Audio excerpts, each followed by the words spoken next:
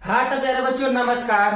चलिए आप लोगों को आज हम लोग जियोग्राफी से संबंधित कुछ इंपॉर्टेंट क्वेश्चन करा रहे हैं जो कि आप लोगों को 10वीं क्लास के परीक्षा में पूछा जाएगा। ठीक है, यानी कि जियोग्राफी यानी कि भूगोल करा रहे हैं। ठीक है ना, तो आप लोग क्लास को एकदम अच्छे तरीका से देखिए और क्लास को शेयर कीजिए। ठीक है, तो चलिए बाबू, सबसे पहला नंबर सवाल आप लोग देख ही रहे हैं। कह रहा है कि संसाधन को परिभाषित करें। क्या चीज को परिभाषित करना है बाबू? संसाधन को परिभाषित करना है। ठीक है, तो आप लोग देख लीजिए, संसाधन को परिभाषित करें। ठीक है, 2015 का पूछा हुआ है। ठीक है ना, और 2019 का पूछा हुआ है। आप लोग 2025 में अगर जा रहे हैं परीक्षा देने के लिए तो छोटा सा सवाल है, आप लोगों को पता होगा, उम्मीद है हमको। मतलब कि दुनिया में उपस्थित वे सभी वस्तुएं या दुनिया में उपस्थित वे सभी सामान, मतलब कि हम लोग जितना सामाने देख रहे हैं, जितना वस्तु हम लोग देख रहे हैं, चाहे वो मार्कर हो, बोर्ड हो, मोबाइल हो, कैमरा हो, लैपटॉप हो, जूता हो गया, चप्पल हो गया, मतलब कि दुनिया में वे सभी वस्तुएं जो मानव के उपयोगी हो, मतलब कि जो मानव के उपयोगी हो, उसे हम लोग संसाधन कहते हैं। कह सकते हैं कि वे सभी वस्तुएं जो मानव के लिए उपयोगी हो, उसे हम लोग क्या कहते हैं? संसाधन कहते हैं। ठीक है, जैसे में भूमि, मतलब कि धरती, खेत खलिहान जो है, जैसे में भूमि भी संसाधन है, जल भी संसाधन है, पेड़ भी संसाधन है, पौधा भी संसाधन है। आप लोगों को हम बता ही दिए कि मतलब कि दुनिया में उपस्थित वे सभी वस्तुएं जो मानव के उपयोग में आता हो, उसे हम लोग क्या कहते हैं बबुआ? संसाधन कहते हैं। तनी बढ़िया से ध्यान से, है कि नहीं? चलिए उसके बाद में देखिए, आगे देखिए, काफी इंपॉर्टेंट प्रश्न है। कह रहे कि प्राकृतिक संसाधन का संरक्षण क्यों आवश्यक है, अथवा संसाधन संरक्षण का क्या महत्व है। देखिए, सबसे पहला नंबर यहाँ पे बात आ रहा है प्राकृतिक संसाधन। कौन संसाधन? प्राकृतिक संसाधन। आप लोग ध्यान दीजिएगा, प्राकृतिक संसाधन। तो प्राकृतिक संसाधन में क्या क्या हो जाएगा? प्राकृतिक संसाधन में पहाड़ आ जाएगा। ठीक है, प्राकृतिक संसाधन में हवा हो जाएगा, है कि नहीं? मतलब ये सब प्राकृतिक संसाधन है। ठीक है, क्वेश्चन क्या कर रहा है, पहले क्वेश्चन को समझ लो बढ़िया से, उसके बाद में हबड़ाएगा लोग तो गबड़ा जाएगा। इतना ध्यान में रखना लोग, है कि नहीं? हबड़ाएगा लोग तो क्या हो जाएगा? गबड़ा जाएगा। ठीक है, तो घबराना नहीं है ना, हड़बड़ाना नहीं है। क्यों? क्योंकि ना घबराए। ठीक है, मतलब कि प्राकृतिक संसाधन का संरक्षण क्यों आवश्यक है? मतलब कि जो प्राकृतिक संसाधन है, जो प्रकृति के द्वारा निर्मित संसाधन है, उसका संरक्षण यानी कि उसका मतलब कि उसका बचा के रखना, सुरक्षित करना, ऐसा क्यों जरूरी है? ऐसा करना चाहिए? हाँ बिल्कुल करना चाहिए। काहे जरूरी है? तो देखिए हम बताते हैं। वर्तमान समय में ध्यान दीजिएगा, नहीं, वर्तमान समय में संसाधन का अविवेकपूर्ण उपयोग हो रहा है। मतलब मनुष्य पैसा से इतना ना अंधा होता जा रहा है, पैसा से, सब चीज से इतना ना मनुष्य अंधा होता जा रहा है कि प्राकृतिक संसाधन का मनुष्य जो है ना अविवेकपूर्ण, मतलब बिना सोचे समझे अंधाधुंध क्या कर रहा है? पेड़ों का कटाई कर रहा है, कुर्सी बनाने के लिए, आराम से बैठने के लिए, है कि नहीं? पेड़ को एकदम लगातार काट रहा है। ठीक है, तो समझिए हम लोग को प्राकृतिक संसाधन का संरक्षण काहे जरूरी है? तो वर्तमान समय में संसाधनों का अविवेकपूर्ण उपयोग हो रहा है, मतलब कि बेवजह बहुत ज्यादा उपयोग हो रहा है, जिसके कारण संसाधन समाप्ति के कगार पर पहुंच सकता है कि नहीं? अगर मान लीजिए किसी चीज का विवेक अविवेकपूर्ण मतलब काम है, एगो का 4-5 गो पेड़ काट ले, या मतलब संसाधन का अविवेकपूर्ण एकदम क्षति पहुंचाए, तो क्या वो चीज खत्म होने के कगार पर आएगी कि नहीं आएगी? बिल्कुल आएगी। अतः सतत विकास को बनाए रखने के लिए, अतः सतत विकास को मतलब पर्यावरण को संतुलित रखने के लिए, बनाए रखने के लिए, है कि नहीं, संसाधन का संरक्षण करना आवश्यक है। बिल्कुल हम लोग संसाधन को उतना ही उपयोग करें, माने कि जितना हम लोगों को आवश्यकता है, हद से ज्यादा उपयोग करेंगे तो वो चीज खत्म होने के कगार पर आ जाएगी। और जब खत्म होने के कगार पर आ जाएगी, तो जब खत्म होने के कगार पर आ जाएगी तो आने वाला पीढ़ी उसका लाभ नहीं उठा पाएगा और पर्यावरण में कुछ गलत इफेक्ट पहुंचेगा, जिसमें हम लोग जिस वातावरण में रहते हैं इस वातावरण में गलत इफेक्ट पड़ेगा। इसलिए हम लोग को संसाधन को बचा के रखना काफी ज्यादा जरूरी है। ठीक है, चलिए आगे बताइएगा।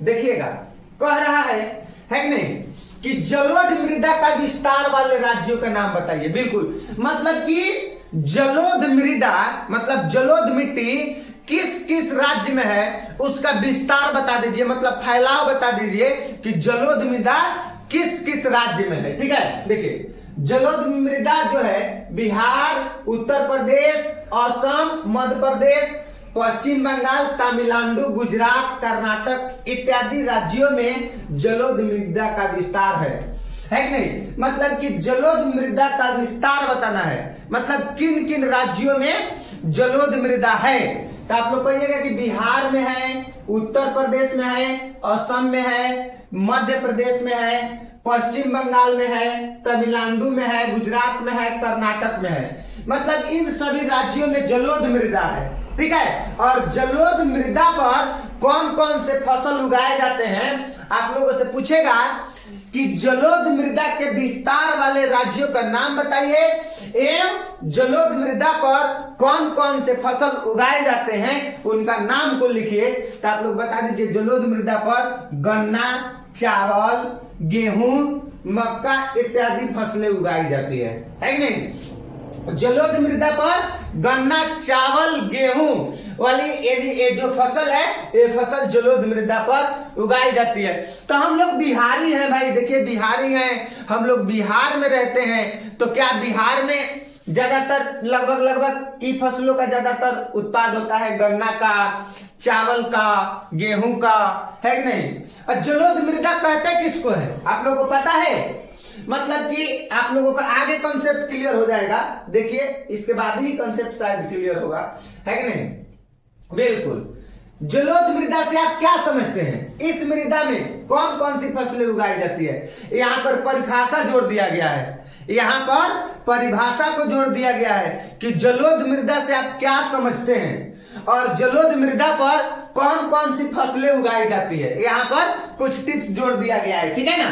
देखिए, नदियों के जल द्वारा बहकर लाई गई मृदा को जलोढ़ मृदा कहते हैं। मतलब नदी में जब बाढ़ आएगा तो नदी के द्वारा मतलब जो माटी ला के नया माटी के ऊपर बिछा दिया जाता है कि नहीं। मतलब कि नदियों के द्वारा बहा कर लाई गई मृदा, मतलब नदी के द्वारा बहा के लाई गई मिट्टी को, मृदा को हम लोग क्या कहते हैं, जलोढ़ मृदा कहते हैं। ठीक है, इस मृदा में आप लोगों को अभी नवीन बताए हैं कि जलोढ़ मृदा में गन्ना, चावल, गेहूं, मक्का इत्यादि फसलें उगाई जाती है।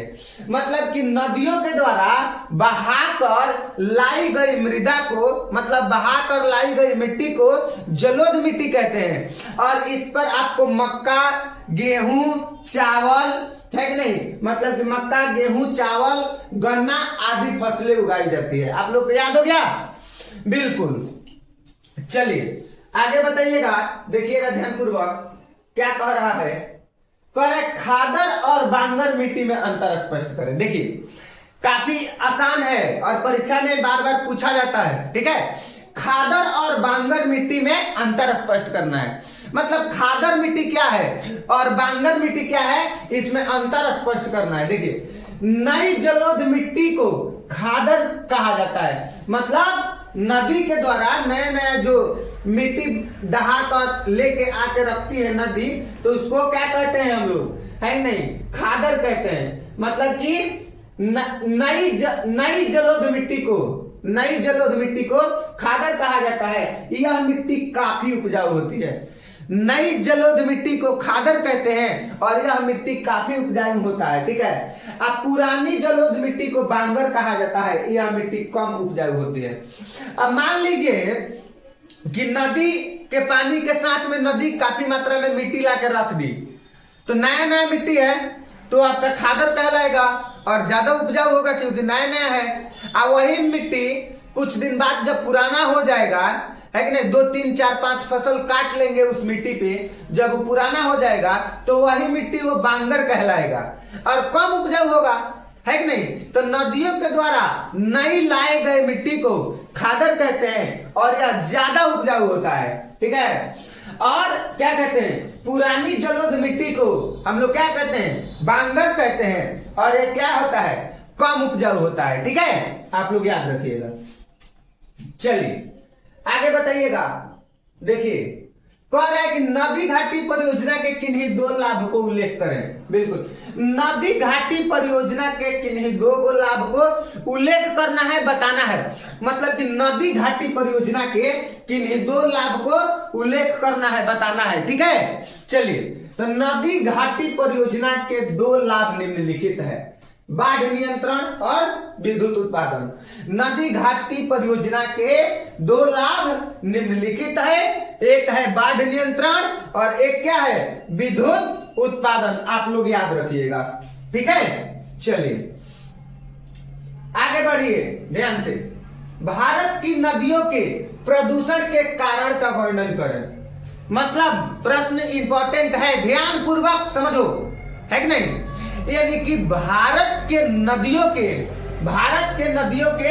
प्रदूषण के कारण का वर्णन करना है, कि मतलब कि जो भारत के नदी है वो काहे प्रदूषण हो रहा है, कामना कारण से प्रदूषण हो रहा है, क्यों प्रदूषण हो रहा है, और जब ये प्रदूषण हो रहा है तो इसके पीछे के क्या कारण है, इन्हीं कारणों का वर्णन कर देना है हम लोगों को। यानी कि भारत के नदियों के प्रदूषण के कारण का क्या करना है, वर्णन करना है, ठीक है। तो आप लोग याद रखिएगा ना कि भारत के नदियों के प्रदूषण के कारण क्या है, ठीक है। देखिए, भारत के नदियों के प्रदूषण होने का निम्नलिखित कारण है। मतलब कि भारत के नदियों के प्रदूषण होने का निम्नलिखित कारण है, ठीक है।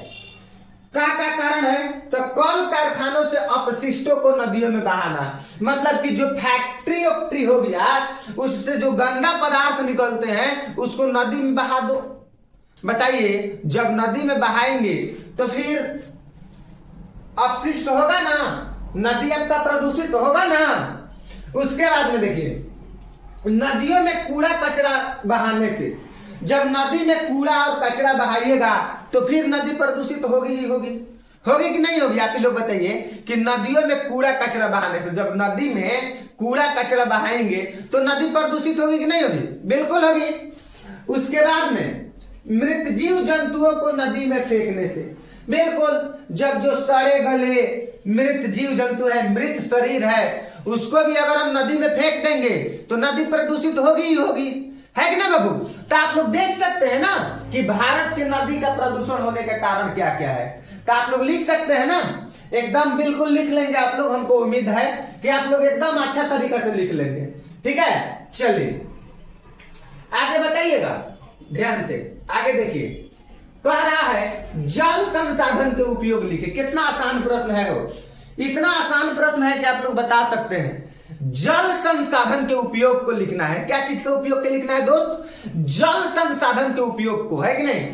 तो जल संसाधन का उपयोग निम्नलिखित है, कहां कहां पे है, तो एक पेयजल के लिए, मतलब कि हम लोग जल संसाधन का उपयोग पीने के लिए करते हैं, पेयजल के लिए, ठीक है। सिंचाई के लिए, क्या हम लोग खेत में पानी डालने के लिए जल संसाधन का उपयोग करते हैं, बिल्कुल करते हैं, आसान है। विद्युत उत्पादन के लिए, बिजली का उत्पादन करने के लिए करते हैं, बिल्कुल हम लोग जल संसाधन का उपयोग बिजली का उत्पादन करने के लिए करते हैं, है कि नहीं।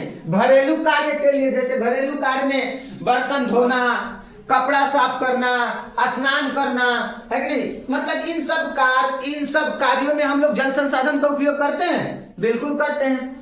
तो आप लोग एकदम पूरा लिख लेंगे जल संसाधन के का उपयोग है, मतलब जल संसाधन का उपयोग कहां कहां पे है, आप लोग अच्छा से एकदम लिख लेंगे, हमको उम्मीद है, ठीक है। चलिए आगे बताइएगा बाबू। देखिए क्या कह रहा है, काफी आसान प्रश्न है।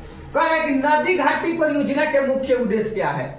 जो नदी घाटी परियोजना है, इस परियोजना का मेन उद्देश्य का है, नदी घाटी परियोजना का मेन उद्देश्य का है कि नहीं, इसको हम लोग को समझना है कि नहीं। तो देखिए, नदी घाटी परियोजना का मुख्य उद्देश्य निम्नलिखित है, आसान है, सिंचाई का व्यवस्था करना नदी घाटी परियोजना का उद्देश्य है। विद्युत का उत्पादन करना नदी घाटी परियोजना का उद्देश्य है। पेयजल की आपूर्ति नदी घाटी परियोजना का उद्देश्य है। मत्स्य पालन नदी घाटी परियोजना का उद्देश्य है।